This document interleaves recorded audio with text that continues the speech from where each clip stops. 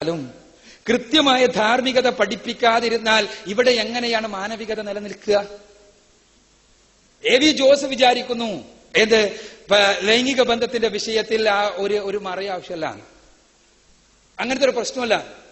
അഥവാ രണ്ടുപേർക്ക് ഇപ്പോ ഇവിടെ പറഞ്ഞത് എന്താണ്, ഏക സിവിൽ കോഡ് ഉണ്ടാകുകയാണെങ്കിൽ ഏക സിവിൽ കോഡിന് അടിസ്ഥാനപരമായി ഇന്ത്യന്റെ ഭരണഘടനയുണ്ട്, അതേപോലെ തന്നെ UN-ന്റെ ചാർട്ടർ ഉണ്ട്, ഇതെല്ലാണെന്നാണ്.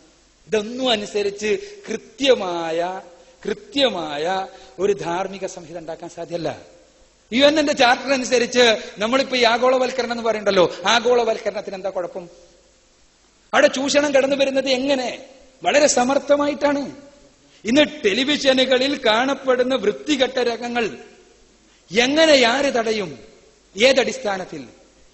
ഞാൻ നേരത്തെ ഇന്ത്യയുടെ ഭരണഘടന അനുസരിച്ച് ഉഭയകക്ഷി സമ്മതപ്രകാരമാണെങ്കിൽ ലൈംഗിക ബന്ധത്തിൽ ഏർപ്പെടുന്നതിന് ഒരു പ്രായപൂർത്തിയെത്തിയ യുവാവിനും യുവതിക്കും ഒരു തടസ്സമില്ല.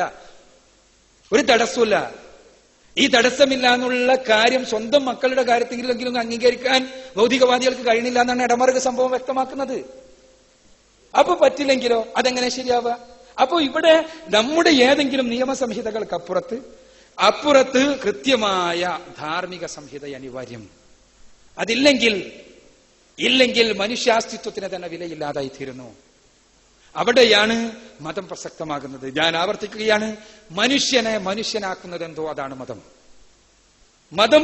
മനുഷ്യനെ മനുഷ്യനാക്കുന്നതെന്തോ അതാണ്.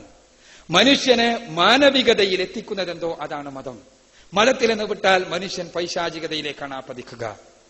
മനുഷ്യന് നന്മയെന്ത് തിന്മയെന്ത് എന്ന് കൃത്യമായി വ്യവച്ഛേദിക്കുവാനാണ് പ്രവാചകന്മാർ കടന്നു വന്നത്. ആ പ്രവാചകന്മാർ പഠിപ്പിച്ചതാണ് മതം. ആ പ്രവാചകന്മാർ പഠിപ്പിച്ച പാതയിൽ നിന്ന് തെറ്റിച്ചു കളഞ്ഞത് ഭൗതികവാദികളായ മതത്തിന്റെ കുപ്പായമിട്ട ഭൗതികവാദികളാണ്. അവരുടെ സിദ്ധാന്തം തിന്നുക, കുടിക്കുക, രസിക്കുക, രമിക്കുക, പരമാവധി ജീവിതത്തെ ആസ്വദിക്കുക എന്നതാണ്. ആ ആസ്വാദനത്തിന് അവർ താത്വിക തലങ്ങളിലേക്ക് പോകാതെ സമൂഹത്തിൽ സ്വാധീനം ചെലുത്തിയ മതത്തെ അവരുടെ കുപ്പായമായി അണിയുകയും അവരുടെ ജീവിതത്തിന്റെ മാർഗമായി മതത്തെ മാറ്റുകയും ചെയ്തു. അഥവാ മതത്തിന്റെ കുപ്പായമിട്ട ഭൗതികവാദമാണ് പൗരോഹിത്യത്തിൽ നമ്മൾ കാണുന്നത്.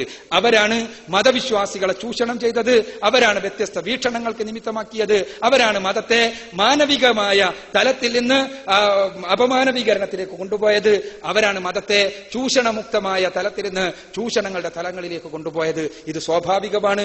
ഭൗതികവാദം സൃഷ്ടിക്കുന്ന ധാർമ്മിക പദ്ധതി ആദ്യ രൂപത്തിലുള്ളതാണ് എന്നുള്ളതാണ് യാഥാർത്ഥ്യം എന്ന് സൂചിപ്പിച്ചുകൊണ്ട് മതത്തെക്കുറിച്ച് കൃത്യമായി പഠിക്കാൻ, വ്യക്തമായി വിലയിരുത്താൻ, മതമില്ലെങ്കിൽ ഞാൻ എന്തിന് ഈ പ്രയാസപ്പെട്ട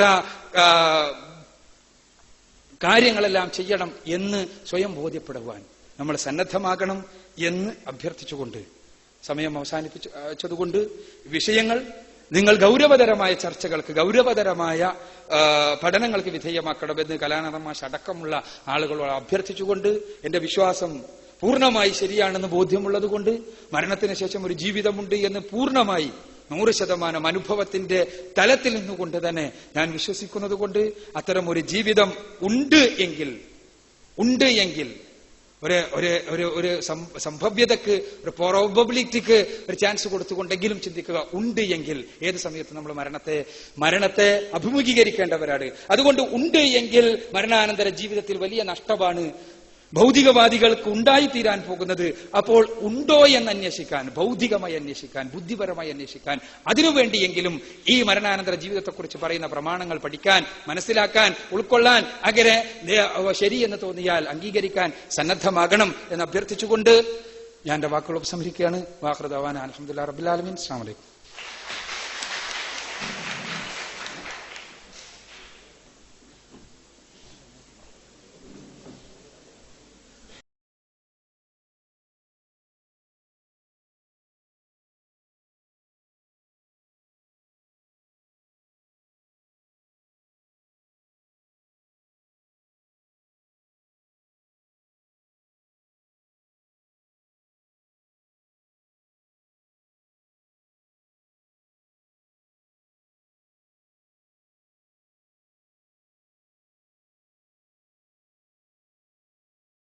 ഇനി ചോദ്യങ്ങൾ ചോദിക്കാനുള്ള സമയമാണ്. വളരെ ബ്രീഫായിട്ടുള്ള ചോദ്യം. അവിടെ നിന്ന് ചോദിച്ചാൽ ഇവിടെ കേൾക്കണം, മനസ്സിലാകണം. വളരെ ബ്രീഫായിട്ടുള്ള ആൻസറും 15 മിനിറ്റ് ഇതിനായിട്ട് അനുവദിച്ചിരിക്കുന്നു. പിന്നെ സൗകര്യം പോലെ. പ്രിയപ്പെട്ട കലാനന്ദൻ മാഷോടാണ് ചോദ്യം. മാഷ് ഇവിടെ പറഞ്ഞു 64 വയസ്സായി. മാഷ് ഫറൂഖ് കോളേജിൽ പഠിച്ചതാണ്. ധാരാളം പുസ്തകങ്ങൾ വായിക്കുകയും ധാരാളം ചർച്ചകളിൽ പങ്കെടുക്കുകയും സമൂഹത്തിന് വേണ്ടി ധാരാളം കാര്യങ്ങൾ ചെയ്ത നല്ല മനുഷ്യൻ. അദ്ദേഹത്തെക്കുറിച്ച് ഞാൻ കേട്ടിട്ടുണ്ട്, അറിഞ്ഞിട്ടുണ്ട്, പരിചയപ്പെട്ടിട്ടുണ്ട്. വളരെ ഇഷ്ടമുള്ള ആളാണ്. അദ്ദേഹത്തോട് വളരെ സ്നേഹത്തോടെ ഒരു ചോദ്യം ചോദിക്കുകയാണ്. ഇപ്പോ എല്ലാവരും മരിക്കുമല്ലോ. അപ്പോൾ ഞാനും മരിക്കും, സാറും മരിക്കും. അപ്പൊ കലാനന്ദ മാഷ് മരിക്കുമ്പോ അല്ലെങ്കിൽ മരിച്ചു കഴിഞ്ഞാൽ പിന്നെ ഒന്നുമില്ലല്ലോ. അപ്പോ ഒരു എലി ചത്താലോ ഒരു പാറ്റ ചത്താലോ അല്ലെങ്കിൽ ഒരു മൃഗം ചത്താലോ അതുപോലെ ആണോ കലാമാഷൻ മരണം, അല്ലെ എന്റെ മരണം, അല്ലെങ്കിൽ അക്ബറിന്റെ മരണം, അല്ലെങ്കിൽ ആൻഡ്രൂ സാറിന്റെ മരണം? അങ്ങനെ എനിക്ക് തോന്നാൻ കഴിയുന്നില്ല. സമൂഹം അങ്ങനെ കാണുന്നില്ല. അപ്പോ ഇതിനൊരു ഉത്തരം പറയാൻ കഴിയോ എന്ന്, അല്ലെങ്കിൽ ഇതിനെ ഒന്ന് ചർച്ച ചെയ്യാൻ കഴിയോ എന്ന് ചോദിക്കുകയാണ് സ്നേഹപൂർവ്വം. എന്റെ പേര് അബ്ദുല്ല. ഞാൻ ഫറൂഖ് കോളേജിൽ അധ്യാപകനാണ്. മരണാനന്തരം എന്റെ സ്ഥിതി എന്തായിരിക്കുന്നുള്ള ഒരു വേവലാതി എനിക്കുണ്ടോ എന്നതാണ് ചോദ്യകർത്താവിന്റെ അന്വേഷണം. സത്യത്തിൽ എനിക്ക് ഒരു വേവലാതിയുമില്ല. ഞാൻ എടുത്ത തീരുമാനം മരിച്ചാൽ ഉടനെ എന്റെ ഡെഡ് ബോഡി പിന്നെയും മനുഷ്യനെ സഹായിക്കുന്ന രൂപത്തിൽ മെഡിക്കൽ കോളേജിലെ അനലിറ്റിക്കൽ വിങ്ങിന് കൊടുക്കണമെന്ന്. അങ്ങനെ ചെയ്യുന്നതോടെ ജീർണമായി വെറുതെ ചുടാനോ പുഴുവരിക്കാനോ വിട്ടേക്കുന്ന ജൈവശരീരത്തെ പുതിയ തലമുറ അറിവ് നേടാൻ സഹായിക്കുമെങ്കിൽ അങ്ങനെ മരണത്തിലൂടെ ഒരു സ്റ്റെപ്പ് കൂടി സാമൂഹ്യ സേവനത്തിന്റെ ഒരു ചെറിയ പങ്ക് വഹിക്കാൻ കഴിയും. മരണാനന്തരം ഒരു ജീവിതമില്ല എന്ന കാര്യത്തിൽ എനിക്ക് സംശയമില്ല. മരണാനന്തരം ഒരു ജീവിതമില്ല എന്ന കാര്യത്തിൽ ഞാൻ പഠിച്ച ജൈവശാസ്ത്രം എന്നെ ഉത്തമ ബോധ്യപ്പെടുത്തിയിട്ടുണ്ട്. ഇനിയും ഒരു സാധ്യതയുണ്ട് എന്ന രീതിയിലാണ് അക്ബറിന്റെ പ്രത്യാശ. ഞാൻ എന്റെ കണിശമായ ഉത്തരം അദ്ദേഹത്തിന്റെ പ്രത്യാശയെ ക്ഷീണിപ്പിക്കുമോ എന്ന ഒരു അസ്വാസ്ഥ്യമുണ്ട്. കാരണം ഒരു സ്വപ്നം എപ്പോഴും സ്വപ്നമാണ്. ചിലപ്പോൾ സുന്ദരമാവും, ആശ്വാസത്തിന് വകയും. പക്ഷേ യാഥാർത്ഥ്യങ്ങൾ സ്വപ്നം പോലെയല്ല.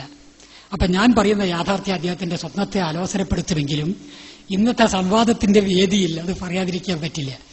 നേരത്തെ പറഞ്ഞ ആത്മാവും ജീവനും വെവ്വേറെ രണ്ട് ഘടകങ്ങളാണെന്ന അദ്ദേഹത്തിന്റെ നിലപാട് വസ്തുതാപരമല്ല.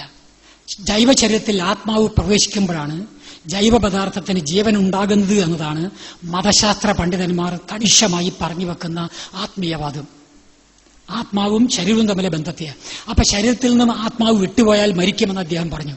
പക്ഷെ ഒരൊറ്റ മെഡിക്കൽ കോളേജിലും ആ മരണത്തിന് അപകടം അല്ലെങ്കിൽ ആത്മാവ് ഇങ്ങനെ വിട്ടുപോകുന്ന സ്ഥിതിയിൽ മരണം വരുമ്പോൾ ഒരൊറ്റ ഡോക്ടറും ഈ ആത്മാവിന്റെ സിലിണ്ടർ വെച്ച് ജീവൻ നിലനിർത്താൻ ശ്രമിക്കുന്നില്ല. അതിന് ഓക്സിജൻ സിലിണ്ടർ തന്നെയാണ് വേണ്ടത്. അതുകൊണ്ട് ആത്മാവ് എന്ന് പറയുന്നത് ഒരു അന്ധവിശ്വാസമാണ്. ജൈവശാസ്ത്രത്തിൽ പ്രസക്തിയില്ല. അതുകൊണ്ട് പരലോകം ഉണ്ടെങ്കിൽ തന്നെ സ്വർഗത്തിലായാലും നരകത്തിലായാലും ഒരൊറ്റയാക്കും പോകാൻ കഴിയില്ല എന്ന് ഉത്തമ വിശ്വാസം ഉള്ളത് കൊണ്ട് ഏറ്റവും നല്ലത് പിന്നെ യാഥാർത്ഥ്യം അംഗീകരിച്ചുകൊണ്ട് ഈ ശവശരീരത്തെ അങ്ങനെ ഫലപ്രദമായി പ്രയോജനപ്പെടുത്തുക എന്നുള്ളതാണ്. കണ്ണ് വേറെ ദാനം ചെയ്തിട്ട് ശരീരം കൊടുക്കുകയായിരിക്കും കുറച്ചുകൂടി മെച്ചം. ഇനിയും മെച്ചപ്പെട്ട ചിന്തയുണ്ടോ എന്ന് പരിഗണിക്കുകയും വേണം. എക്സ്ക്യൂസ് മീ സർ, സാറിന്റെ ചോദ്യം മനസ്സിലായില്ലെന്ന് തോന്നുന്നു. കാരണം സാറിന്റെ ഈ ജഡാവസ്ഥയല്ലല്ലോ ഈ സംസാരിക്കുന്നതൊന്നും. ഈ ജഡാവസ്ഥക്കപ്പുറമുള്ള സാറിന്റെ അകത്തുള്ള എന്തോ ഒരു ശക്തിവിശേഷമാണല്ലോ ഈ സംസാരിക്കുന്നതും സംവദിക്കുന്നതുമൊക്കെ. അത് എവിടെ പോയി? അതിനെക്കുറിച്ചായിരുന്നു എന്റെ അന്വേഷണം. പ്ലീസ്.